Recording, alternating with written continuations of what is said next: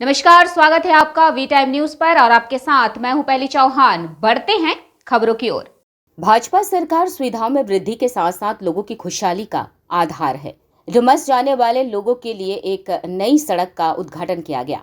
Dumas canal road पर 21,28,000 रुपए की लागत से होने वाले विभिन्न कार्यों का उद्घाटन राज्य के गृह मंत्री हर्ष संघवी ने किया। उद्घाटन समारोह की अध्यक्षता 84 विधानसभा के विधायक संदीप भाई देसाई ने की।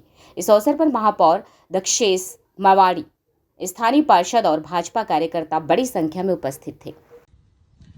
શહેરીજનો માટે એક નવી વ્યવસ્થાઓ કઈ રીતે ઊભી થઈ શકે તે માટે કન્ટિન્યુઅસ ફોલોઅપ કર્યો અને આ ફોલોઅપના કારણે એમના મહેનતના કારણે મહાનગરપાલિકાની સહયોગના કારણે આજે સુરત શહેરના લોકોને આ એક નવો રસ્તો, નવો રોડ આપ સૌ લોકોને પ્રાપ્ત થઈ રહ્યો છે।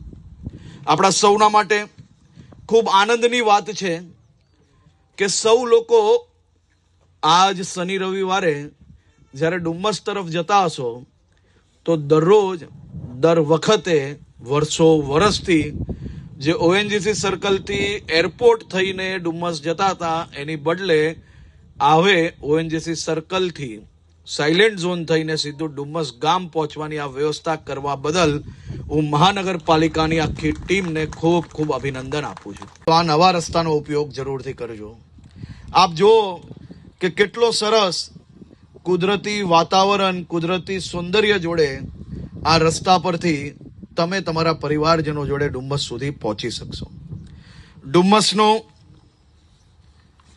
બીચ ફ્રન્ટ ડેવલપમેન્ટની વાત હોય કે પછી ડુમ્મસના નાગરિકોને, આસપાસના નાગરિકોને વધુમાં વધુ રોજગારી અપાવવાની વાત હોય, મને ખૂબ આનંદ જોડે આપ સૌને જણાવતા ખૂબ વધુ આનંદ થાય છે કે અમારા ધારાસભ્યશ્રી અને એમની આખી ટીમ એટલે કે કોર્પોરેટરશ્રીઓ આ સૌ લોકો વારે તહેવારે નાના મોટા વિષયો જોડે સરકાર અને મહાનગરપાલિકા પાસે આપ સૌ લોકો માટે વધુમાં વધુ વ્યવસ્થાઓ કઈ રીતે ઊભી થઈ શકે તે માટે ખૂબ સારો પ્રયાસ કરી રહ્યા છે। મારી આપને વિનંતી છે કે તાલીઓ વગાડીને અને એ ડુમ્મસના દરિયા કિનારે પહોંચવા માટે ઓએનજીસી સર્કલથી એરપોર્ટ થઈને જે મુખ્ય રસ્તો છે તે શનિ રવિના દિવસે ખૂબ ટ્રાફિક જામની અનેક લોકોને સમસ્યા ક્યાંક ને ક્યાંક પડતી હોય છે।